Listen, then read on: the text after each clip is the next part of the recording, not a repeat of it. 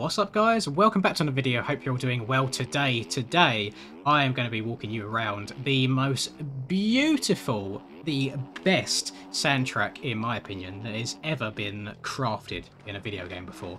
This is the MXGP of Sardinia. This is created by JV and what a track. Oh my god. I've just got finished racing it for round 8 for us. I'd done 450s for the first time. And I wasn't expecting much. I qualified in P3, which I was really happy with.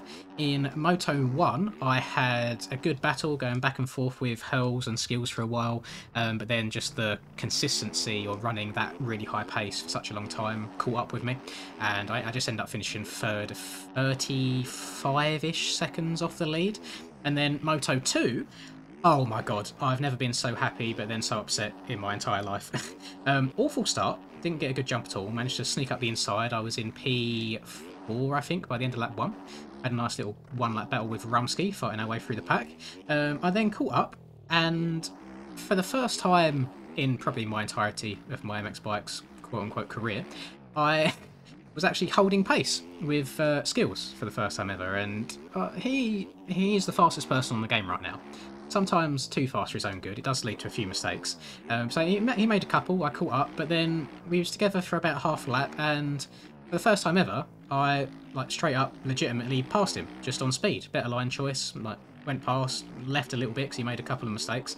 And this jump right here, my game crashed in the air. The same thing happened to me at the MXGP of Argentina. And after that I updated my graphics drivers, and it hadn't happened again since, which is maybe was it 5 rounds or so worth? I think Argentina was round 3, something like that. And I was just so disappointed, because it's without a doubt the best I've ever played, especially outdoors and on a 450 on this game. It's just going to sound like I'm tugging myself off the whole time, but I was so happy with how I was playing. I was just in the zone, I was flowing. The track had eroded, so it was quite fast. They had the erode super low on 0.05 erode. We usually, in Supercross for example, we usually run 0.3, so big difference there. But the track had actually got faster in some places. It's slowly been wearing away, and you could carry more momentum around the entire track. My qualifying time was a 1:52.6. My best lap time in race 1 was a 1:52.4, I believe. So that was better than my qualifying lap. And then my best lap in Moto 2, I'd ran a 1:51, and then I was also on target on the lap that my game crashed just before the last corner to run a 1:50, which would have almost matched Skills' qualifying time. So I was feeling it, and not something that I ever thought would come out of my mouth when you put 450s, outdoors and sand in the same equation. But I was just, I don't know, I was enjoying it a hell of a lot. I think this track is a massive testament to the skill and the effort put in by JV.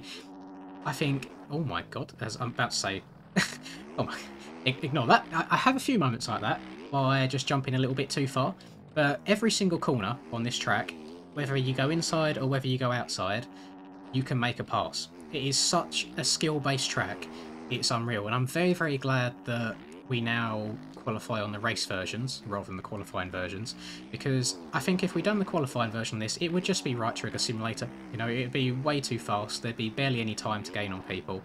But the fact that we get to play on a nice whooped out technical track, I really enjoyed. And I'm so upset that my game crashed that early on in the race, because I would have loved to see where I would have ended up.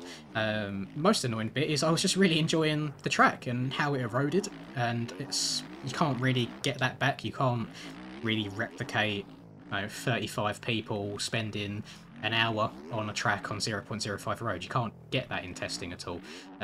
So that is a shame. I'm just going to have to ride around a bunch by myself on a fairly low road setting and hope that it eventually goes back to it. There's all sorts of little creative lines, you can double up and around this corner, double out again afterwards.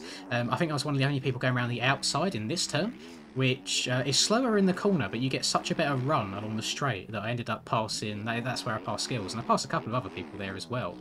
And it's such a nice track. It's beautiful, let's not forget that. And I think he's done a very good job of trying to basically replicate IRL as good as he can in the video game. Because when I watch the GP guys ride around this track in real life, my arms hurt without even touching a bike. Like, I can see the pain and suffering that they're going through. And as soon as Moto 1 finished on this, the second that my wheels left the ground going over the finish line, I took my hands off the controller and stretched my fingers out, because it's very, very intense. It's very, very fast racing. It's very, very precise racing.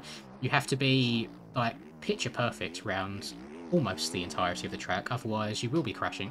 And it's crazy the difference in speed that you can have, whether you're a foot, like, to the left or to the right of your normal line.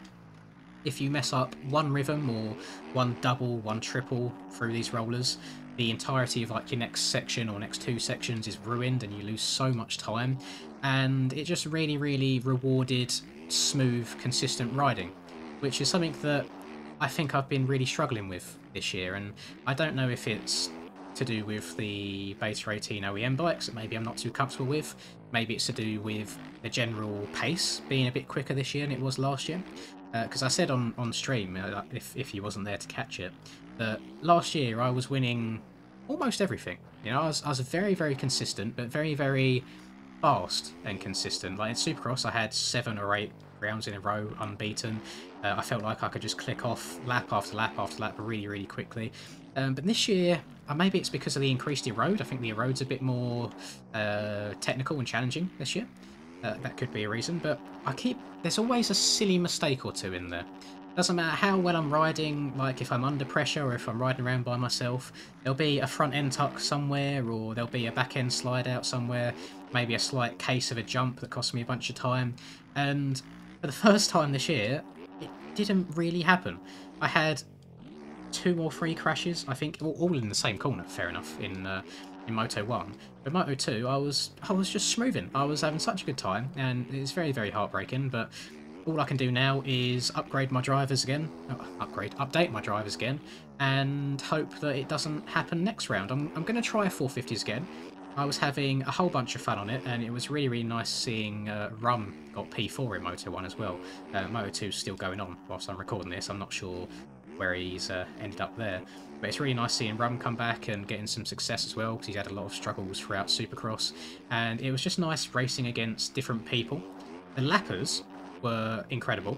Like, best lappers I've raced against all year, whether it be in 250 outdoors or 450 indoors. So massive shout out to any of you if you was in that race and you yielded and let me by.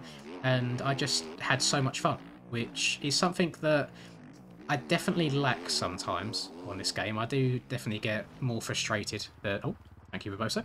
I definitely get too frustrated sometimes, but I think the fact that we went into this race with no expectations, because I hadn't done a 450 outdoor race yet, I wasn't in championship points at all, I could just show up, do my best and see how it goes. It's like a pressure that's removed from you, and you don't care where you get, you don't care where anybody else gets. As long as you're playing well, you're happy. And I was, but just a shame that ended up happening. But this track is, without a doubt, the best sand track I have ever seen in any video game, whether it's MX Bikes, whether it's Sim, whether it's MotoGP, MXGP. If there's sand tracks in MotoGP, I need to be concerned. I don't know what they're sniffing over there, but that's not the move. But it's so good. There's so many different viable rhythm options in every single straightaway. You can go inside or outside, wherever you please. You can switch back and forth in the same corner if you really want to. You can start inside and drift out. You can start outside and drift in. The entire track is up to you. Like, there's many, many smooth lines to try and find depending on where you go. There's some very, very unsmooth lines if you get a little bit out of rhythm or out of your normal line as well. But massive hats off to JV. I will link this track in the description for you if you do want to play it yourself. I do want to warn you, if you are of a beginner or early intermediate level, you might be wasting your money on this one. You will get incredibly frustrated because it looks quite straightforward on the surface. I have been playing this track for the last hour, so I might be making it look a little bit easier than it is. But if you're one of them people that you either love sand or you're of slightly higher caliber on this game, or maybe you're just after a challenge, then I 100% recommend this track to you. I really haven't enjoyed a sand track this much since the Lommel and Leerop days, back when sand traction actually used to be really, really good. I'm using sand tyres right now, and I'm not sure if it's how the track's built or what. There's very, very little in the way of flat turns on this track. It all seems to be banked. You're either in the air or you're in a rut, so the tyres hold you really, really nicely. The only place that I've found that is a little bit slippery is after you hit the finish line, you loop back onto the start straight and go around that turn 1. That is the slipperiest corner on the track, just where it's a flat track. I think that's something that these sand tyres struggle on a little bit. But overall, it's so good. The only one argument I think I have for this track is, well, there's two. One isn't an argument, it's just an observation, which I quite enjoy from the racing perspective, is how tight the timing gates are. It's really, really easy to get cuts if you venture off your line just a tiny bit. Maybe you ride through one of the yellow track markers, maybe you go through a bale by half a tyre width. You will get cuts for it and your lap won't count, which I love from a racing standpoint, especially on sand tracks, because I imagine if you do have them smooth edge of the track lines, especially when it comes to races, people will use them, people will abuse them. It's just the nature of people, and everyone's going to try and get that little advantage where they can. So I'm glad it's very strict. I didn't see any dodgy lines created on this track whatsoever. And again, that is testament to rigorous testing by Mr. JV himself. And I'm just very fortunate that he's dedicated himself to these. How many rounds is there in GPs? Like 17, 18? Something like a crazy amount of rounds. So I'm a very, very happy man. This has honestly opened my eyes a little bit to sand tracks in this game a bit more. And it goes to show what is possible if you spend probably far too much time for not enough reward in making them. But JV, this could be your best bit of work yet, dare I say it. And those praises, they don't come lightly. I don't think I saw a single person in the entirety of the GP Discord complain about the track. I saw everybody atting him, saying it's really, really good. I didn't see anyone saying it's bad, which is kind of rare for this game. Usually, even if a track's like a really, really good track, depending on the skill level of the person playing it, they can perceive it as really good or really bad. So I was very surprised not to see someone saying, oh my god, this track sucks, it's impossible, blah, blah, blah. I haven't attempted it on a 250 yet.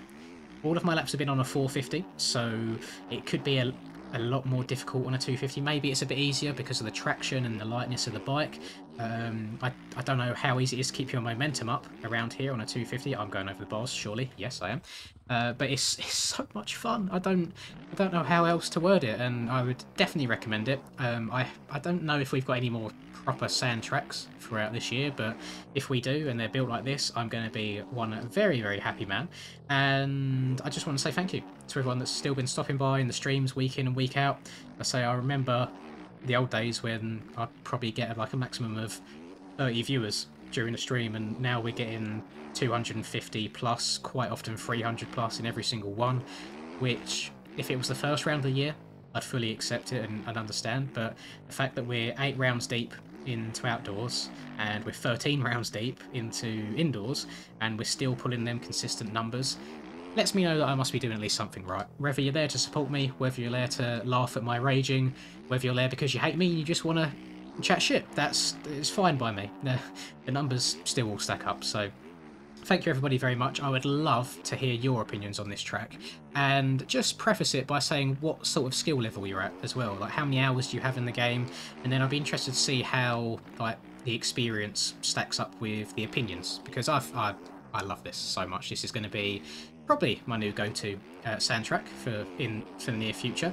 I know there's a bunch of people that adore sand in this game that have probably found their new favourite track in the entirety of the game.